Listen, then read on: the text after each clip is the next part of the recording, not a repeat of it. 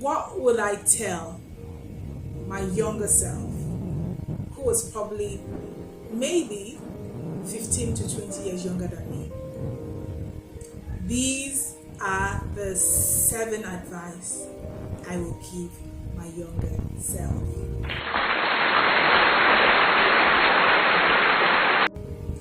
Hey friends, welcome back to my channel, and today I'm going to be talking about the 7 advice I will give my younger self.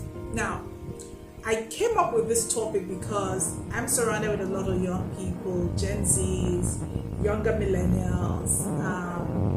I am an older millennial. I'm not going to tell my age. Yeah, with younger millennials, and I interact with them. They're members of my team, in my company, and I see how they move. From time to time, I try to advise them, and just try to tell them things that they should do. And so today I thought, let me come to my YouTube family, my rich family, and share the 7 money advice I would give my younger self. Now, I believe that as we get older, we should share our wisdom with the younger generation, because I think that if they listen, it will save them some of the mistakes that we've made. And I have made my own fair share of mistakes. But one of the things that I constantly do is continuous learning is one of my core values. So even though I've made my fair share of mistakes, I'm constantly learning and growing. And that's why I can continue to teach and I have new topics to share every week on YouTube. By the way, if this is your first time watching me, thank you for stopping by on my channel. Please don't forget to like this video to help the algorithm get it to more people. And don't forget to subscribe and turn on the notification bell. Yes, join the rich family. Let's build financial independence and build wealth together. Now, one of the first things that I learned, okay, even though I wouldn't say I perfectly did this when I was younger, is that you should spend your early years learning and building capacity. Okay, spend your early years learning and building capacity. Now, why is this important? It is important because if you do it well, it will impact your earning as you grow older, as you go further in whatever you choose to do, whether it's your career or your business. One of the things that I'm most thankful for growing up is that my parents were very invested in education. And so my parents, or especially my dad, will not spend money to buy you new clothes, but he will sacrifice and find money for you to do a new course, a new certification, your education. And so I was privileged to have good education early on because of the encouragement of my father and my mother. So I was privileged to have both regulated education, which I mean by secondary, tertiary, and all that, and also other professional certifications. Okay, so I did a lot of technology certifications very early on. So there was a lot of focus on learning when I was growing on. And the impact on that was when I started my career, even with the same attitude of learning, it helped me to move quite fast because there was a lot of investment in learning and capacity building.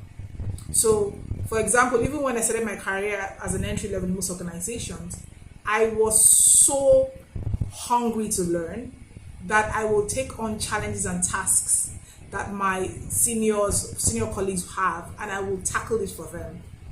I remember even helping one of my senior colleagues write her research proposal because I was just hungry to learn, okay?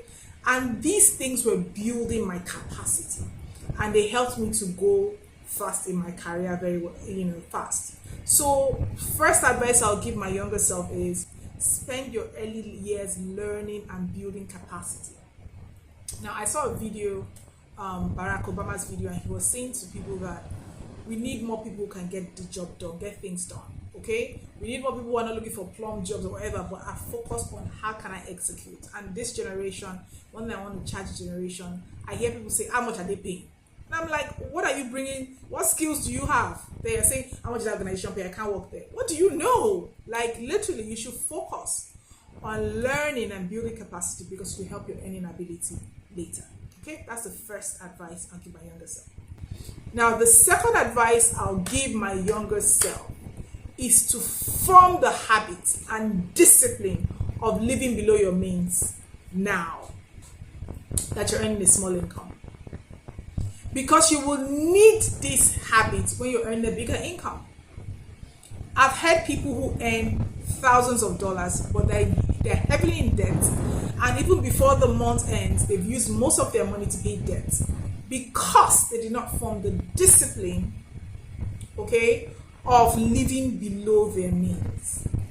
I once heard somebody say to me, I can't live below my means. How much am I even earning? Okay, let me go and learn how to earn more money. Yes, you should, like I said in point one, increase your capacity. But if you don't have the discipline, you will constantly live above your means, no matter how much you earn. Okay, so second advice, like I said, form the habit and discipline of living below your means. It will save you a lot of headache as you get older and more money.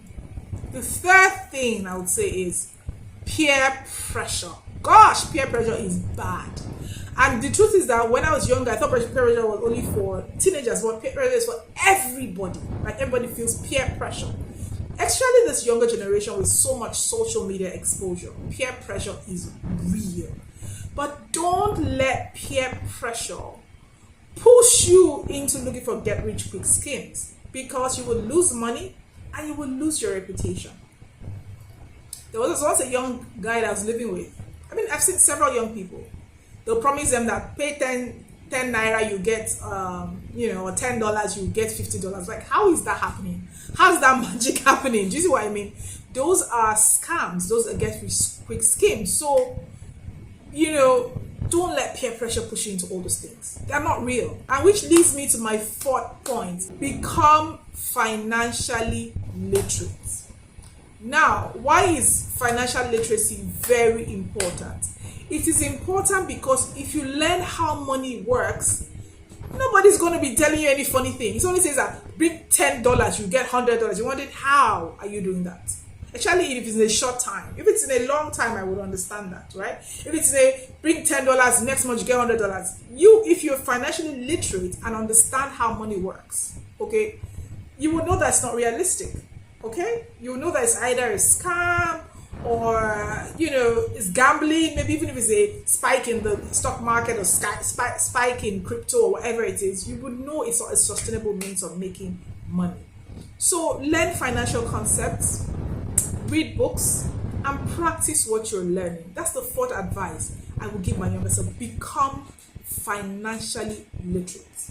Now, thankfully, because I've always been an analytical person, I've always liked money, always had people trust me with money. I didn't do anything extreme in trying to make money, honestly. However, one mistake I made, which I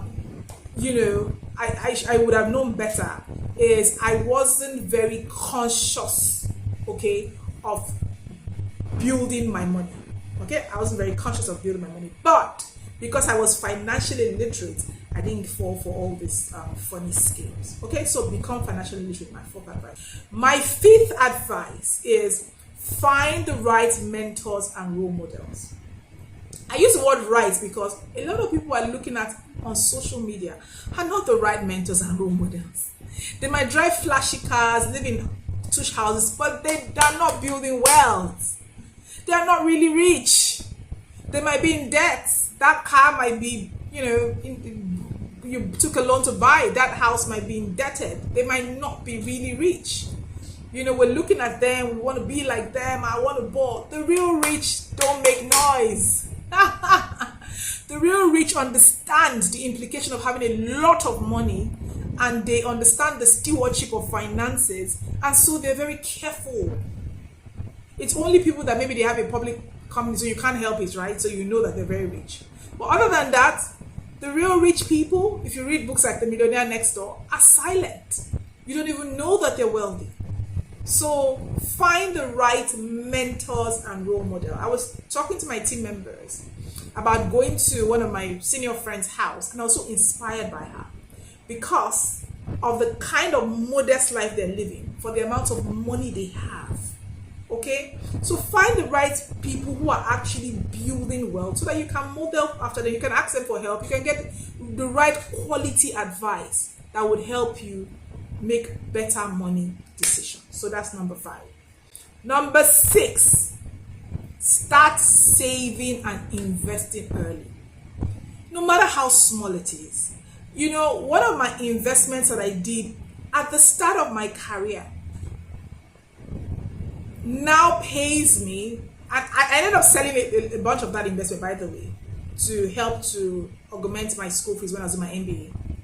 But the quarterly dividend I get from that one investment is equivalent to what I invested, the amount I invested originally. Do you see what I mean? So let's say I invested $10. That means that I'm getting $10 every quarter, and I still have that investment intact. You can imagine. So if you start saving and investing early, no matter how small it is, it will compound. You know, it will compound. It could have compounding effect on you. So don't say, oh, I don't have a lot of money. How much is $5, or how much is 5,000 naira if you're in Nigeria or whatever country you are? No, start saving and investment early. Goes back to point 1. You build the habits. It's about building the habits. And the truth is, I believe that as a spiritual person, when you show that you're a good steward, you attract more resources to you. I mean, I've laughed in my family videos and people say, oh, my saving is saving me. Yes, but the truth is, it's not even about the amount. It's about the habits. It's about the showing that you are accountable. One of the testaments of my life, you know, people, I always say that people trust me with money, but it's not because it just happened. It is because I have showed stewardship and accountability over time, over the years.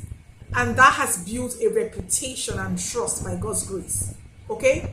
So start saving and investing early. It's never too small. It will compound over time. And the returns that it will give you, you will continue, your future self will thank you for it. Okay? By the way, if you're interested in saving and investing and you're in Nigeria, check out our cooperative-based platform, Ruzo, at www.ruzo.co. I have to plug my platform, right? As that is what I do for a living. Okay, so check out that platform. Okay, but even if you're not in Nigeria, any other country, find a platform, find a vehicle, and start saving and investing. Number 7, and the final point, and this is the point that honestly,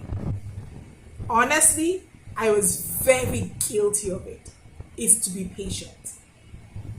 When I was younger, I was really restless. I felt like there were ways I could find shortcuts, you know, to make it, to hit, you know, not illegal shortcuts, to be honest. You know, it could just be anything.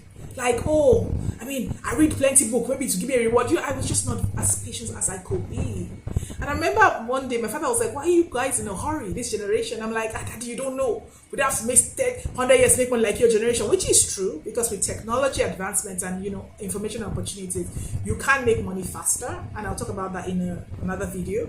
However, it does still take time to build wealth. Okay, tangible wealth built on a rock. All right, not the one that will be here today, gone tomorrow. Built on a rock. So it takes time. So be patient with yourself. All my Gen Zers, say hi in the comment below. Please be patient with yourself. Okay? Don't be discouraged that it's taking time. You might not see results overnight, but you will see results over time. Stay focused on your goal. Okay? Don't overestimate what you can do in 1 year or 2 years and underestimate what you can do in 10 years. It will ramp up over time. Wealth takes a bit of time to build. Even if you have the hottest idea on the block, for that idea to translate into money, it will take time. Okay? So be patient with yourself. I hope that this 7 money advice, you found it useful. Please let me know in the comment below if you found it useful, and let me know which of them you're going to start implementing in your life, and let me know other money advice you've learned that is adding value to you. Thank you for watching. Don't forget to subscribe, like, and comment, and I'll see you again in the next video. Cheers!